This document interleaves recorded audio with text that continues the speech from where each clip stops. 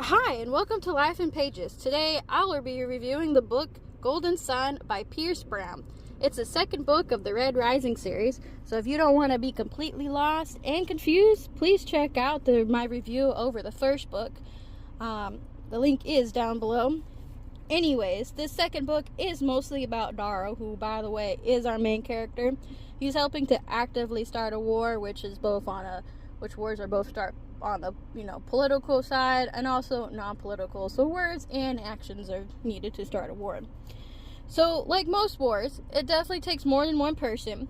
But sometimes you just need to have someone not only spark the flames, but keep the flames going. So keep that fire roaring like a fireplace. That person, like I mentioned, would be Darrow, and this man, he does it in style. I will give him that. The author gives Darrow a weird mix of closure to his past while showing new and bigger problems arising, which reminds some of us readers that in a few ways Darrow's trying to figure out who he is in all of this chaos whilst trying to stay true to his roots, which we did get some hints of that in the first book, but the second book takes about a good couple of years later, because the first book ends when he was about, give or take, 18. The second book, he's in his 20s. Okay, I don't know about y'all, but I had a different mindset versus when I was 18 versus when I was in my mid 20s. So, by the way, I'm older than that.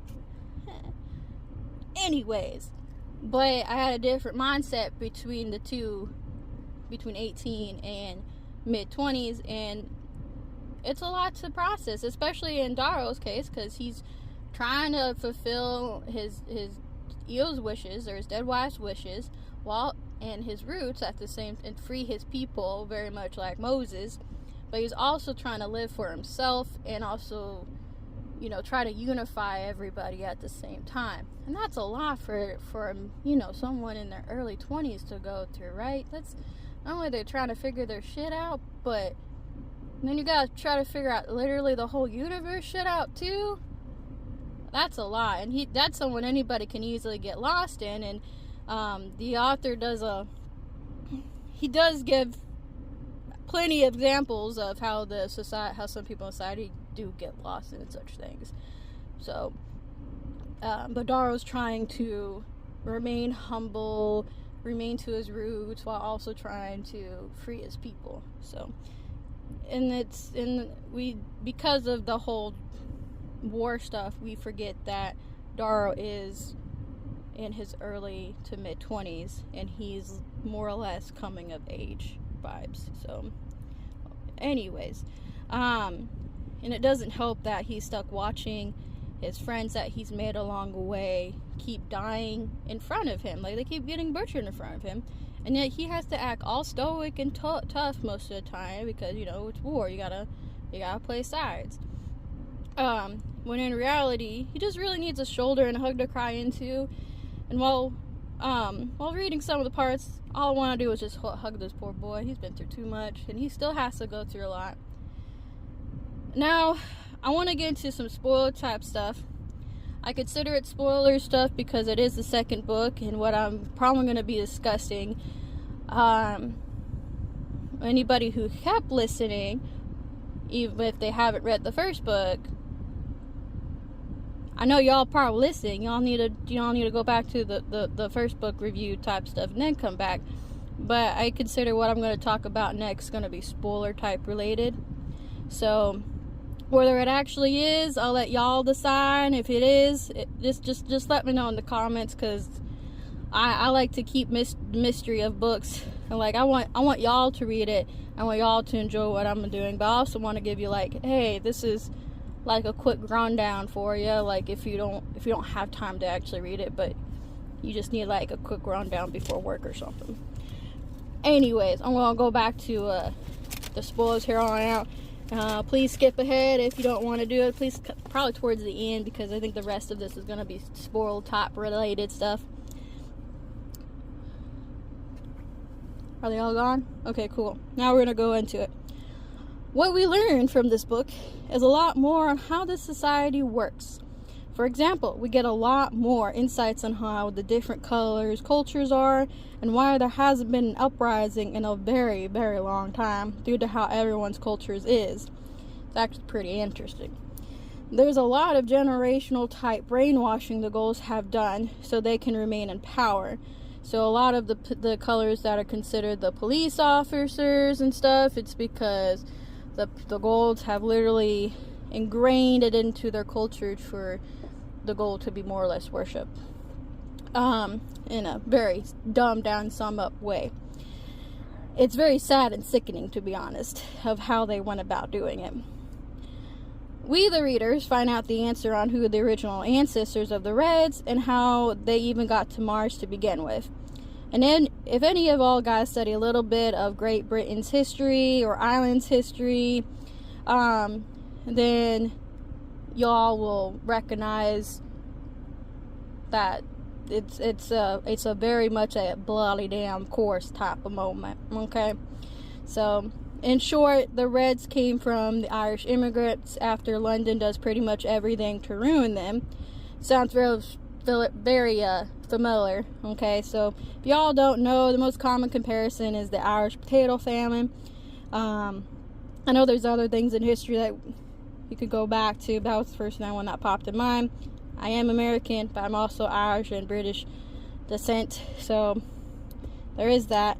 But there's obvious differences between the potato famine and, you know, what happens in Pierce Brown's future.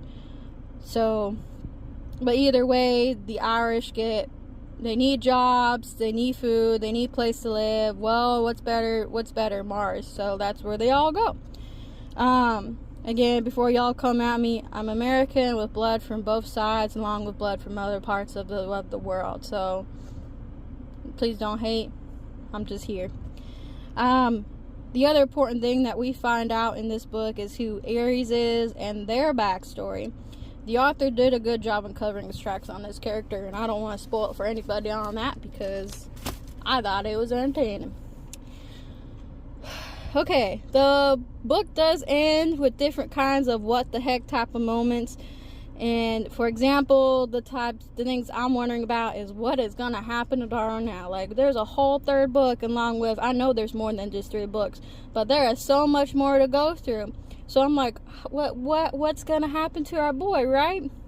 And then I'm also wondering, where does Mustang's heart truly align with, sort of thing. It's pretty much next week on so and so type of vibes, but I'm here for it. I am here for it. So you do have questions, answers, but you also have more questions that aren't answered, which, you know, that's why there's more books. Anyways, that's it for like any kind of spoilers. I know it probably doesn't count, but it is what it is. I'm just gonna wrap this up on how the author does a really good job of letting us know what some of the destinations of like his plot points are. Yeah, he does a lot of different kinds of routes of how to get there that I wouldn't expect. So it was pretty much like, if I had to compare it to a roller coaster, it was pretty much a very fun, exciting ride. So thank you, Pierce Brown.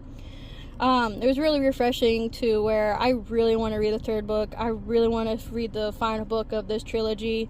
I've been working my butt off, so I haven't even had time to even go check it out from my local library.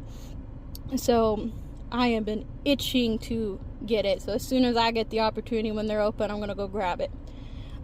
Which leads me to my rating of it's going to be 4 out of 5 pages. It's 4 because of this. It's the part of a series, so you have to read the first one to actually understand what's going on in the second one. That's the only reason why it's a 4. If I could rate it higher, I would. But because of the series and me trying to be somewhat genuine and follow my basic rules, 4 out of 5. If y'all are new to my channel, I rate things by saying pages instead of stars due to me wanting to have some fun with my channel name. For example, if I say 4 out of 5 pages, it also means 4 out of 5 stars. 5 pages or 5 stars is the highest one I do. Thank y'all for watching or listening. Thank y'all for my local library for even having this series, or at least the trilogy. Thank you, Pierce Brown, for writing this. Also, if Amanda from work, if you're listening, I doubt you are, but if you are, just thank you for recommending this series to me. I really highly do appreciate it. The easiest way to support me and seeing more stuff like this is by just playing my videos. If you wanted to help me out in other ways, please hit that like or subscribe button. Anyways, thank you all, and I hope you have a wonderful day, good day or night or whatever it is. And yeah, that's it. Bye, y'all.